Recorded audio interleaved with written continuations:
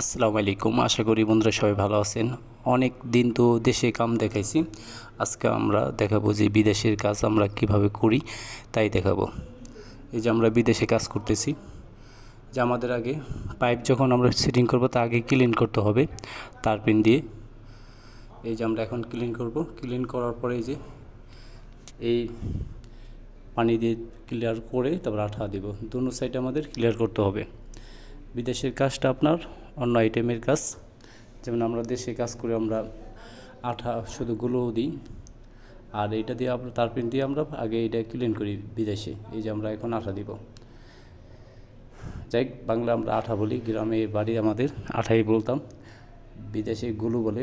এই গুলু মারবো, সুন্দর করে গুলু মারবো। গুলু মারার পরে তারপর আমরা 4 ইঞ্চি পাইপটা সেটিং করব। হ্যাঁ, সুন্দর করে আমাদের এখন সেটিং করব। আর এই দেশে বেশিরভাগ আপনার ওয়াইটি ব্যবহার হয়, ওয়াইটি ইউজ করা হয় বিদেশের কাজ। এটা হলো বিদেশের কাজ। ভিডিওটি যদি ভালো লাগে আপনাদের অবশ্যই পাশে আসা বেল আইকনটি বাজিয়ে দিবেন, আর কমেন্টে বলবেন কেমন লাগলো ভিডিওটি, অবশ্যই কমেন্টে বলবেন। এই যে আমরা এখন সুন্দর করে ক্লিয়ার করে আবারও আঠা দেব। এখানে আমরা কাজ করছি আপনার, এখানে আপনার একটা কমোড বসবে আর একটা বেসিং বসবে। বেসিংয়ের লাইন এই দেশে বলে ডেনিস পাইপ। ডেনিস পাইপের লাইন হবে 4 ইঞ্চির সাথে ডেনিস পাইপের সাথে কানেক্ট হবে। এই যে আমরা সুন্দর করে আঠা দিই, তারপর আমরা কানেক্ট করব।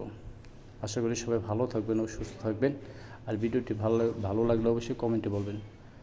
আর ভিডিওটি সম্পূর্ণ দেখুন। বিদেশের কাজ এভাবে করা হয়।